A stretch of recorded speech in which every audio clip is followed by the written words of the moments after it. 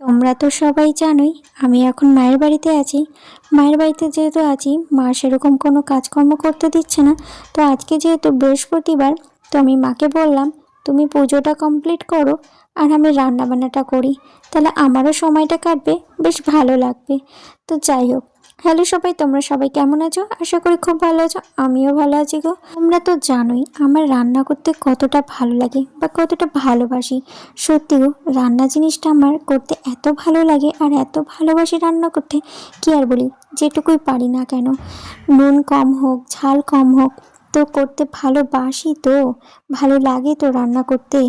তো যাই হোক, কিন্তু আমি প্রচণ্ডই ভালোবাসি রান্না করতে। আর এই দেখো, মা কিন্তু বাজার থেকে মাছ নিয়ে এসছে। আমাকে আজকে সকালে জিজ্ঞেস করলো তুই কি খাবি।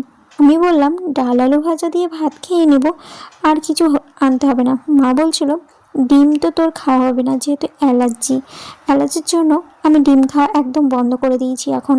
যেহেতু হোমিওপ্যাথি ওষুধ খাচ্ছি আমি অ্যালার্জির জন্য। এর আগে তো আমাদেরকে ভিডিওতে বলেছিলাম আমার প্রচণ্ডই অ্যালার্জি।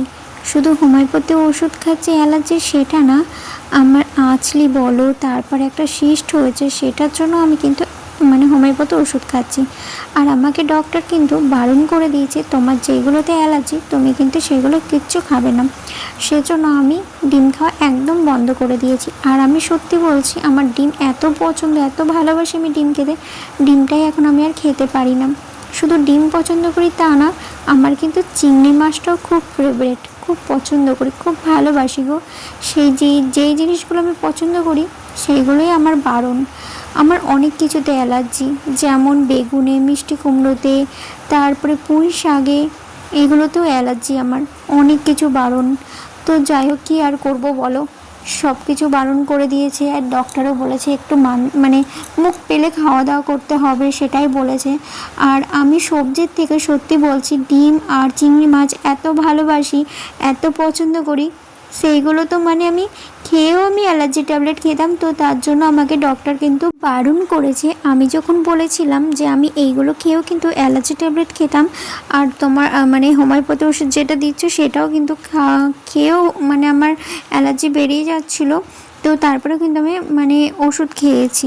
তো সেজন্য আমাকে বারণ করেছে তুমি এই ওষুধ যখন খাচ্ছ তোমার কিন্তু এইগুলো কিন্তু একদম বারণ, খাওয়া যাবে না। তো সেজন্য এখন ধরো খায় না। তার জন্যই মা বলছিল তুই তো ডিম খেতে পারবি না, তার জন্য আবার বাজার থেকে মাছ নিয়ে আসলো। তো মাকে বলেছিলাম মাছ নিয়ে আসতে হবে না, তাও মা আবার মাছ নিয়ে চলে এসছে। আর এই দেখো, মাছ কিন্তু আমার রান্না কিন্তু কমপ্লিট হয়ে গেছে। আদা জিরে বাটা দিয়ে ফার্স্টে ভেবেছিলাম করব, তারপরে মা বলল পেঁয়াজ দিয়ে কর, ভালো লাগে খেতে। তো সেজন্য মার কথা শুনে পেঁয়াজ দিয়ে, আদা জিরে বাটা দিয়ে, সমস্ত কিছু দিয়ে মশলা দিয়ে রান্নাটা করেছি। আমার কিন্তু সমস্ত রান্না কমপ্লিট হয়ে গেছে। তো চলো তোমাদের সঙ্গে সেটা শেয়ার করি। এই দেখো গরম গরম ভাত, এখানে হচ্ছে ডিমের ঝোল করেছি, কষা কষাই করেছি।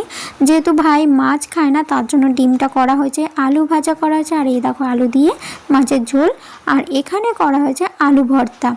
তো আজকের মেনু এগুলোই করেছি। আর আমার এই ভিডিওটা কেমন লাগলো অবশ্যই কমেন্ট করে জানিও। তোমরা ভালো থেকো, সুস্থ থেকো।